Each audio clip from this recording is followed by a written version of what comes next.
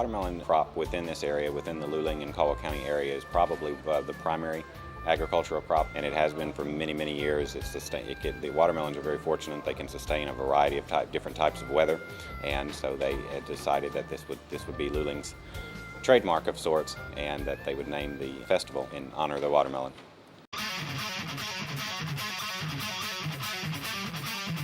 We're at the Luling Watermelon Thump. On your mark, get set, go!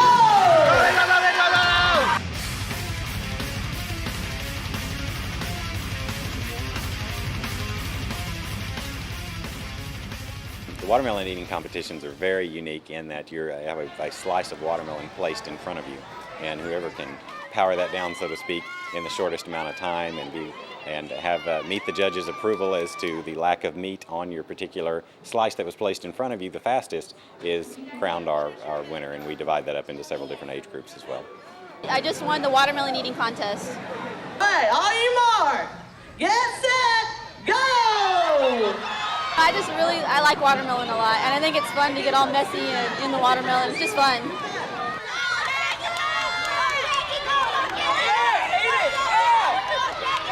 We got a first yet? We got a first! Looking for a second! Just keep your mouth open and go back and forth and just swallow as you go. Don't even chew. Don't even chew it. Let me tell you, I've seen her do this many times before. What's your name? Jackie Suarez. All right, Jackie, how many times have you won this? Second year in a row. All right, you hear that? I think that's a challenge for next year, everybody. Well, here you go, Jackie. First place, your trophy, and your prize money. I just like watermelon so much, and my sister coaches me every year, but I just eat it back and forth nonstop. And our champion. Where are you from? Gonzalez. Gonzalez, and what's your name? Nicole. Nicole, have you done this before? Yes. Have you won before? Yes. Twice. Twice, all right. She knows what she's doing. Can you demonstrate for us? Sure.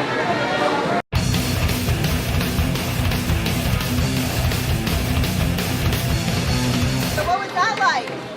Hard and fun at the same time.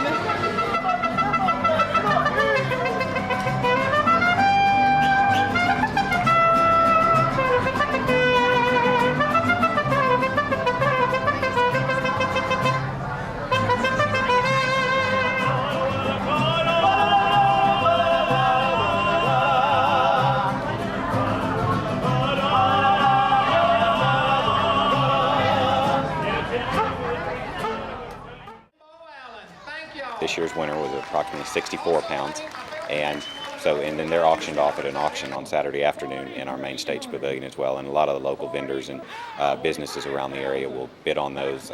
We've had some go as high as $10,000 in the past. Without a doubt, I'd say the most popular event associated with the Thump is the seed spitting. That's we've kind of made our name on that, so to speak. We currently hold the world record that was set back in the mid-'80s, 68 feet 9 1/8 inches. Someone actually spit a watermelon seed that far, and that record is yet to be broken. We offer a $500 cash prize each year if someone is bold enough to attempt to break that record.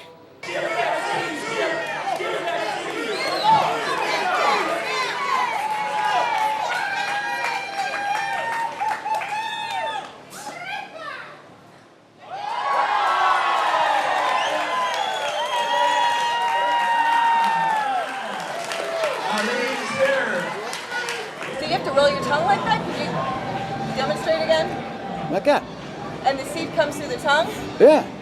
Like a barrel, like a gun barrel or whatever, or a cannon barrel, but yeah. It helps, I think. The thing is, you got to think like the seed and let it travel.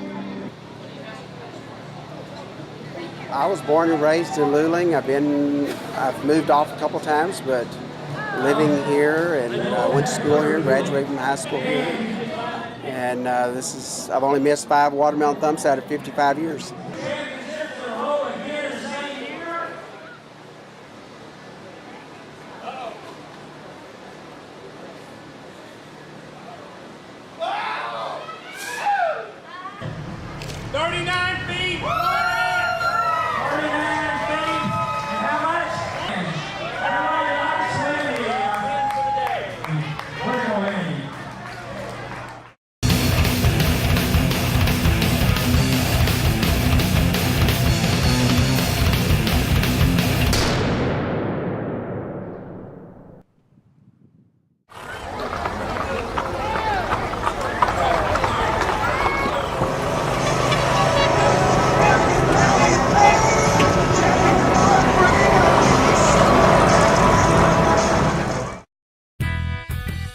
Docubloggers is about community engagement.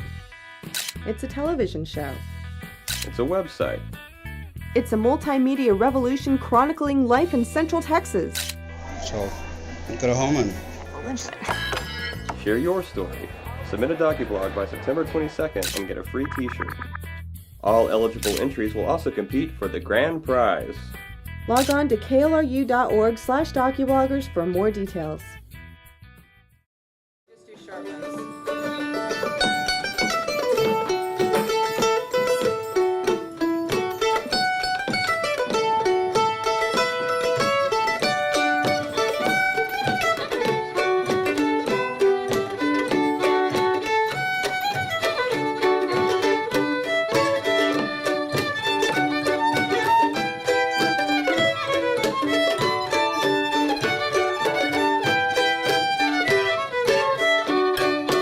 Music was a very important asset to life in the 1850s. There was always dancing, and that was just a way to relax. They didn't have TVs and they didn't have video games back then. So dancing and music and playing instruments was just a way to relax and get away from life. The house here was built in 1844 and 1845, and it was the home of Dr. Anson Jones, the last president of Texas. And what we try and do here at the farm is we take his journals and try to work the farm much like they would have in the 1850s. So when Dr. Jones would have planted cotton, we plant cotton. When he would have picked out his corn from the fields, we pick out the corn from the fields. So we try to relay life as you would see it in the 1850s. I'm a park ranger, and so my job is to be here 5 days a week, the 40-hour days. And so I go and work all the fields along with my colleagues. We work the fields, we work on the animals and make sure the animals are taken care of, make sure the house and all of these other sites around here are taken care of as well.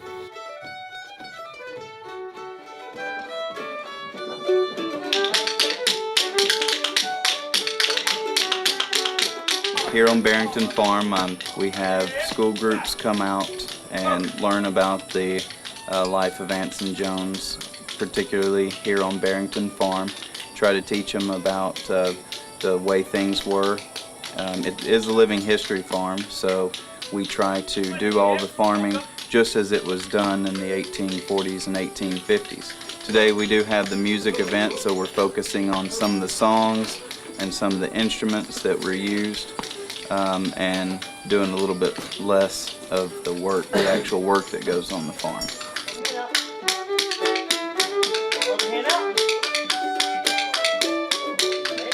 I think what I like about this is my family arrived in Texas about the time that this is all being reenacted, and so it's, you know, my great-grandparents, you know, had buildings like that and so on, and my great-great-great-grandfather was a tanner and around here, and it's helps me understand my own family better, really. My goal for the musical celebration is to do this about once a year. I think the next one we're going to do is early May next year. Definitely should come, and we'll have new and different activities. We try to make each event a little bit different than the year before. So there'll be new activities, and you can come and celebrate the music of the 1850s again with us next year. We're trying to make it bigger and better for next year.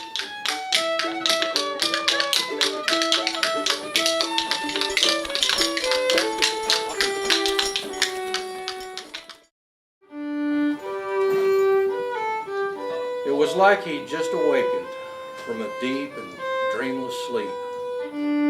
He was in a great green pasture with his old saddle at his feet. He hadn't been a cowboy since he met Miss Mary Brown. She was such a sweet and pretty thing, but she had to live in town. What is a docublogger? A docublogger is a creative individual that not only enjoys watching stories about their community, they enjoy telling them as well. Whether they're sharing their opinions through a blog or grabbing a camera and documenting a story as it unfolds, docubloggers can find a home at klru.org/docubloggers.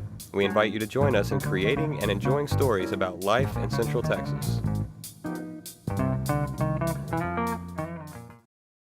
The camera guys will be here for about an hour, so we're trying to throw in some folk dances and a little bit of other stuff that's from Germany, as well as the polkas and waltzes.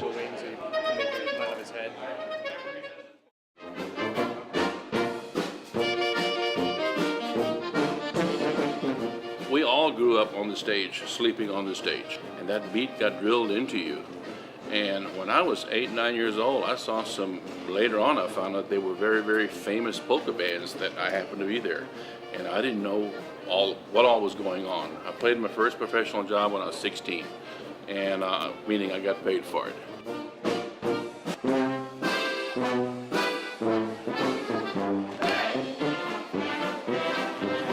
Because the public dances in New Braunfels, as well as the rest of Texas, have just about diminished, more and more dance clubs are popping up. This particular club is about 3 years old, and they started because there was so little public polka dancing anymore. Quite honestly, we don't play for many public polka dances around the country. Now it's mostly big festivals, and it's also dance clubs and private parties. You just can't rely on people walking through the door anymore. We had a radio when I was growing up, and Mama listened to the New Braunfels radio station, and of course it's polka. We've gone on about 5 or 6 polka tours, and we'll dance Friday in night. Oklahoma, Yukon, Oklahoma. Harry will play for a dance, and then we'll go to all day Omaha, Saturday, Nebraska, all we'll dance day Saturday and Sunday, and then sleep Sunday night and come home, leave about 7 o'clock on Monday morning, ride the bus all day long. I hold on to my partner and once again be blended. Back when we started, we were all skinny, and none of us wore glasses. Today, we all wear glasses, and some of us are no longer skinny. Every time we got new uniforms, they kept getting bigger and bigger and bigger. We, over half this band has a degree in music. In fact, we have a master's degree. Now, we take it one step further. Our arrangements are more difficult than probably any other band in Texas, and most people don't hear that. But we do it to keep good musicians. I've got some fantastic guys playing, and they wouldn't be doing it if we had, let's call them, vanilla arrangements. We go to a lot of trouble writing some decent arrangements, and those people don't hear it. They hear the beat, they hear the melody, and that band knows my favorite song, so that's my favorite band. I come from an all Bohemian Czech family, and they did it, you know, and my dad's favorite dance was schottische, and my mother's was a waltz, and they did this kind of music and dancing all the way on. They would bring us, we had an old school building converted to a dance hall, community center, and they'd lay the babies on the back of the benches there that you sat on, and they'd let them sleep, and they'd dance from 9 till 1 o'clock, and I just kind of got started that way. I think it's sad that the younger generation's not doing polkas and waltzes. It's such a beautiful and fun thing, and I don't understand why they don't want to do it.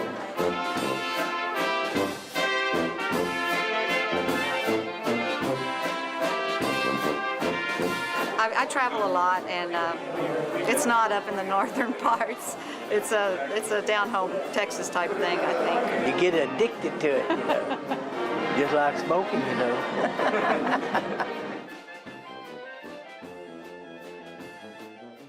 The first step to becoming a Docublogger is logging onto our website at klru.org/Docubloggers. Exchange your insights and opinions with your community on our blog, watch stories from our broadcasts, view web-only extras, and even add your own docublogs. Find all this and more at klru.org/Docubloggers.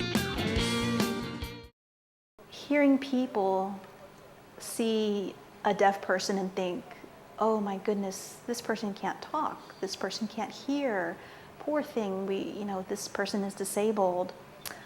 This is not a culture, this is a disability.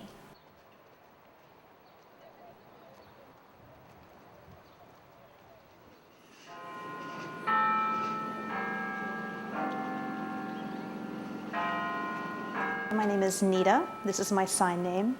I prefer people to call me Deaf Queen because I am.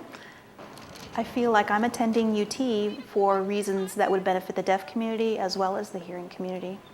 Austin has one of the largest deaf populations in the nation. It's a very strong, proud community that's here in Austin. But there are only 6 to 8 people here at the University of Texas in 52,000 hearing students. So I feel that it really is my responsibility to be here to educate the larger population of hearing students and to expose them to deaf culture. Because people here at UT are our future leaders. And I really want to prove to hearing people that deaf people are not stupid. We can do anything that they can. I'm a student here, just like they're a student here, and we are on equal footing in that respect. I'm a big fan of the show The Office. And I remember a few months ago, my friend came over and we had our popcorn, our candy, and our soda pop ready, clicked on the TV, and we noticed it was the same episode as last week. We thought, what is that? We freaked out. We thought the world would end. From the deaf perspective, we think, wow, deafness is beautiful. We can do anything. We are equal to hearing people. We have deaf pride, deaf power. Now, as far as my responsibility to the deaf community, looking back when I first moved to Austin, I met several deaf people who were very intelligent and were accepted to UT. I was very impressed with them. And the last minute, those people decided that they were going to go to Gallaudet University in DC, CSUN in California. And I asked them why they made those decisions. And they told me that they were just fed up with dealing with the hearing world. And they wanted to go to a place where they could be amongst deaf peers. In the future, most likely I will be working with hearing people. I'm not going to be in an all-deaf group. That'd be nice, but it's not realistic. So I felt like coming to UT was a good way for me to practice and learn how to be a part of the hearing community, even though I might go through some struggles and frustrations along the way. And to prove to other deaf people that they can do it as well, that they can get through this experience of being at a hearing university and not to take no for an answer.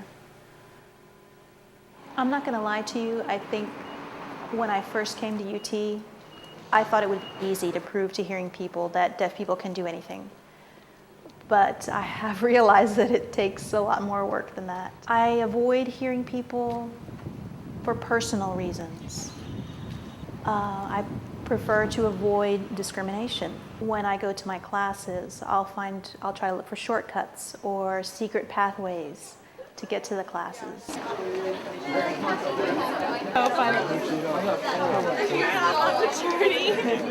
So that I can avoid the main areas where a lot of people are walking. I prefer to go around to get into the building.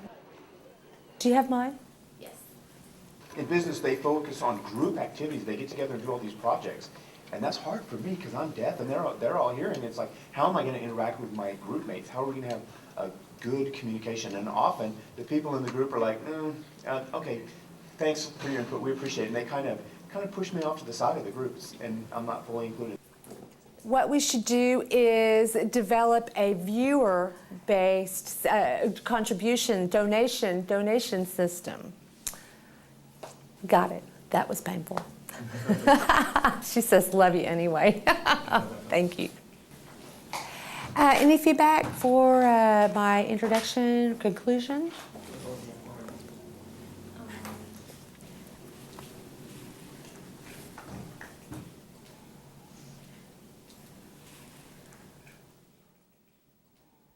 I take the metro, the bus to UT every morning. One time I happened to be on the bus and another girl was sitting next to me and she started talking to me.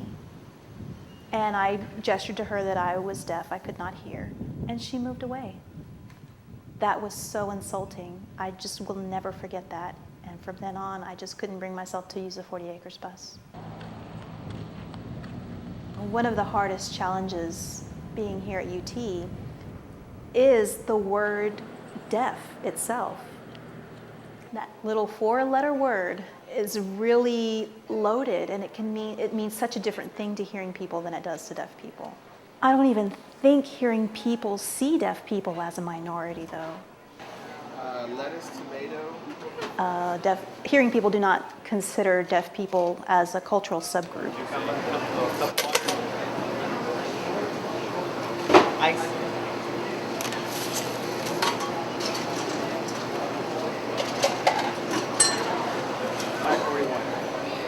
It's almost like I have AIDS or something, the way that they treat me and distance themselves from me.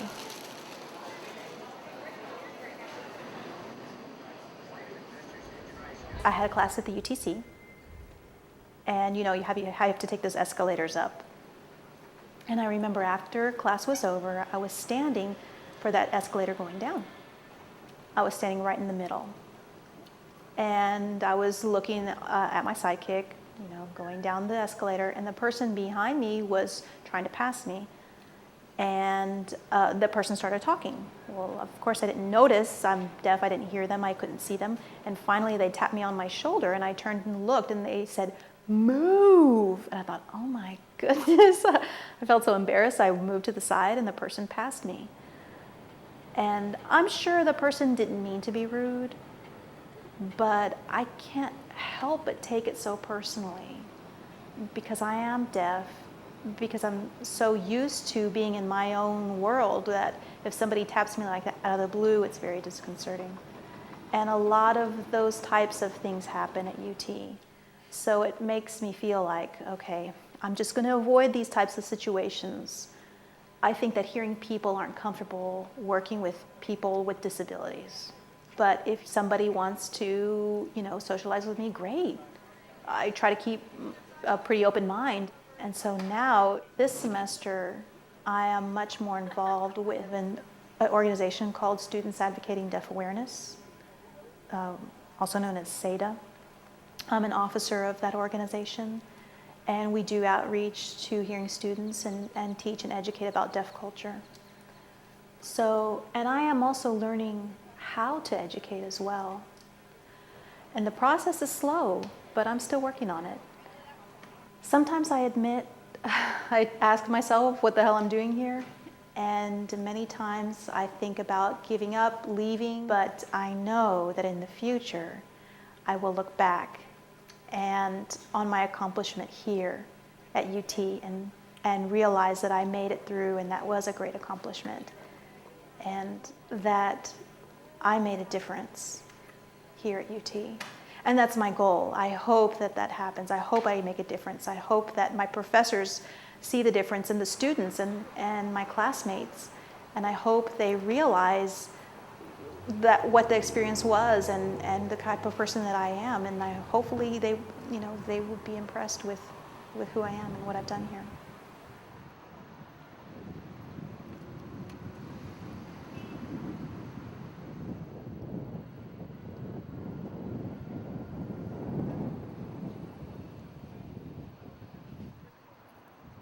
A docublog is a video that tells a story about a person, place, event, or anything else in your community. It can be funny, serious, concrete, or avant-garde. We encourage you to go out there and share your story with your neighbors. Go to klru.org/docubloggers to find out how.